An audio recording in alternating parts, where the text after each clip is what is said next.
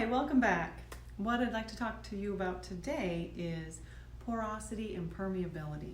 These are two different measures of soils, and this helps us to learn how water is going to be moving through the landscape and how it's going to move down into the aquifer, how it's going to travel through agricultural fields, and how it's going to move through soils around building, construction sites. So the first thing you'll do is observe my containers. These are just water bottles, but they have a series of holes melted in the bottom with a little screen so that the particles don't come rushing out. This is coarse gravel, so these are large particles. Then we have more of a finer gravel. It's still in the gravel category. They're large pieces, and this is more common to be found like on a gravel road. Then we have a sand, and this sand is technically a coarse sand because of the size of the particles, but it'll work well for our demonstration today. So you can see some of the sand falls out, but this is our permeability tubes, all right? Permeability is a measurement of how water travels through the sediment. So frequently, when you have large particles, you have large pore spaces, and the water travels quickly. So it's going to be faster to travel through a large gravel than it would be to travel through a sand. To get to porosity, the particle size can be deceiving with how much water it can hold. So it doesn't necessarily mean that the gravel with large pore spaces will hold more water. When you have smaller particles, and that can hold a lot of water attached right to the surfaces. This is a really important property in soils when we're talking about soils and their capability to retain moisture. If you're working with a crop that's fighting drought, if your soil can retain water better, then your water will stay in the soil longer, hydrating your plants, waiting for rain. If your soils are very sandy, the rain comes and it goes through the soils quickly, and those plants will need water again the next day. If you have more silt and clay in your soils, they're going to hold on to some water for you. So what we're going to do is we're going to take a measured amount of water, and we're going to time the water running through each of these cylinders. Now, okay, you see I need to make sure they're all the same height. So let me get rid of some of this big gravel. Got it. Okay. Oh, come on back. Come on back, class. There we go. Very good. Thank you. So now we have these just about the same height. All right. We need the same kind of volume that we're going through. Alrighty. So you're going to time this for me. Get ready. We're going to pour 250 milliliters of water through this. You'll be recording the time on your data table. Ready? You start timing when I start pouring. And you stop when it stops dripping. We're going to get the same amount of drip coming out of each one, okay? So like a drip per second, and we'll stop. Here we go.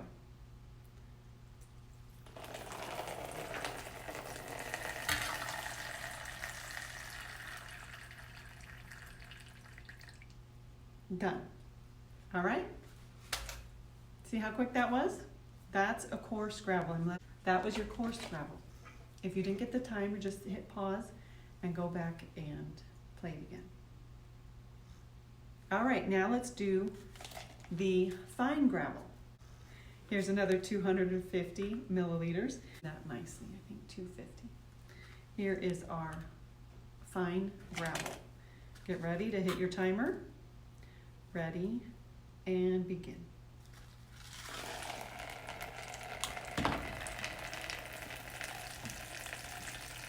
Timing.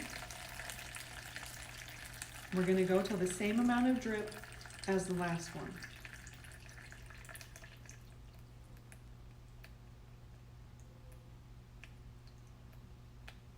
And there. All right? Hit pause and redo it if you did not get a good time. And now, last but not least, we're going to do the sand. There could be some sand that comes out with it because I'm starting with a dry sample.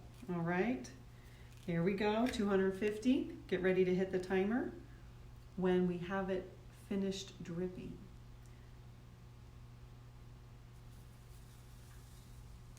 Oh, there we go. There we go.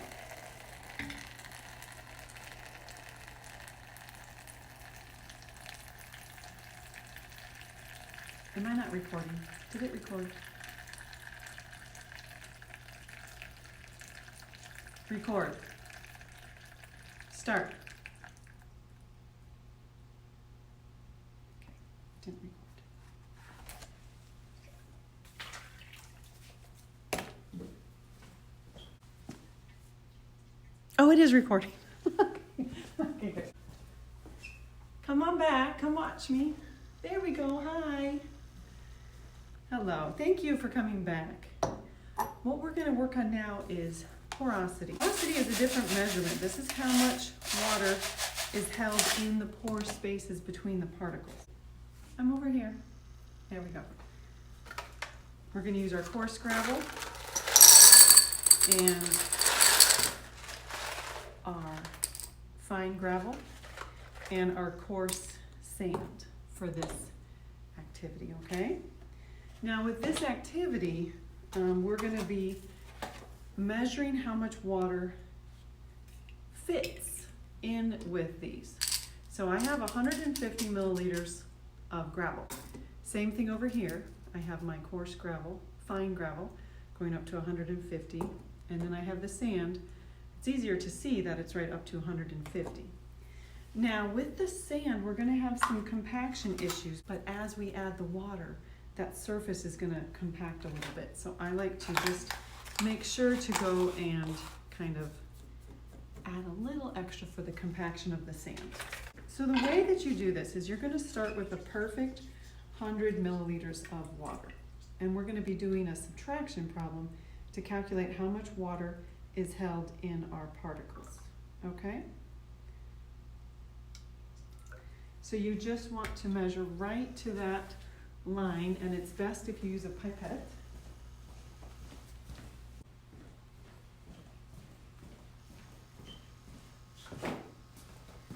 Oh, I'm back. Here I am. Oh, I'm over here. Hi. I'm over here. Okay. No, I'm over here. Hi. There we go. Hi. Thank you for looking for me. Thank you. So I was saying, we're going to use a pipette to just make sure we're getting the proper measurement. This is the way I do it. All right. So now we'll measure how much water is going to fit in between these pore spaces from our 100 milliliters here. All righty. So I'm going to subtract. We're going to go from 100. We're going to fill this up, and then we'll measure how much is left.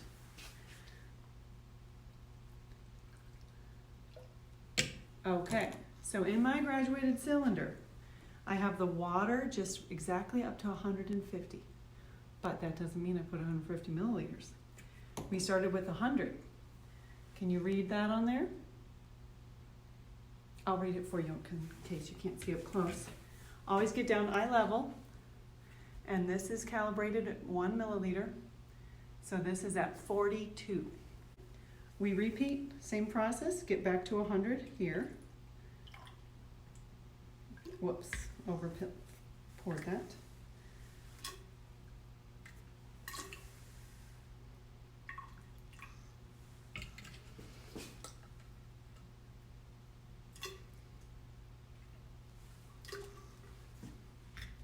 Okay, same process, here's 100 milliliters. We're gonna pour it in here up to the 150 line, and we're going to see how much is left over.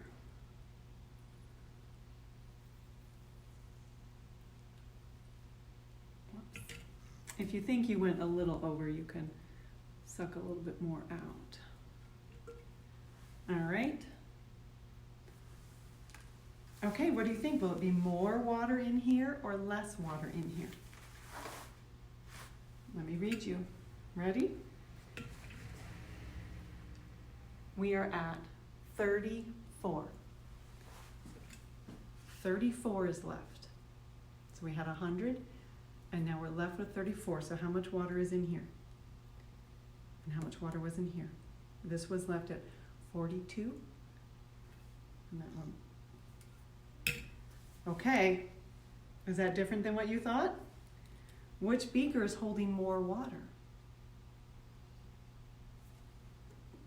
Now let's make a prediction for the sand. What's going to happen with the sand? You think. Let me get our 100 milliliters again. 100 milliliters exactly.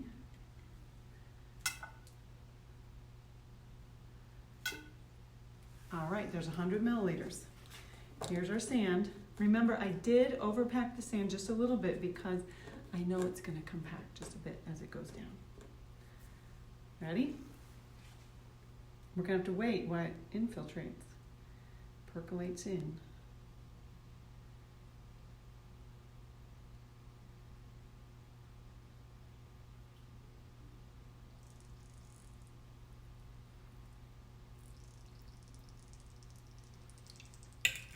Still going. You can see it bubbling down on the sides. Still going.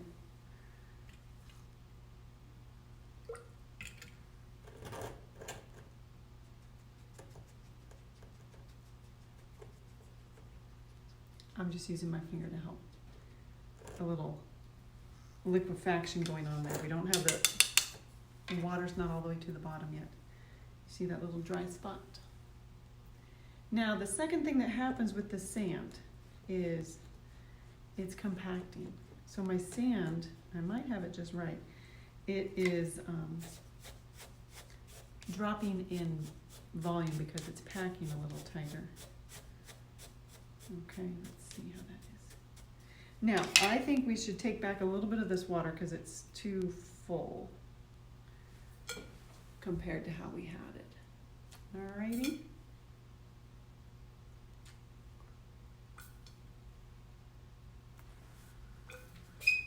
Okay, you ready? There's the water in the sand. And this measurement is at 41. 41 is left in here. We have 100 milliliters. All right, it's complicated?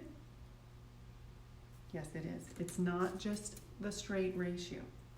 Now, you're going to do your measurements for how much water was held in each material, and then we're going to compare that to how fast their permeability was. All right?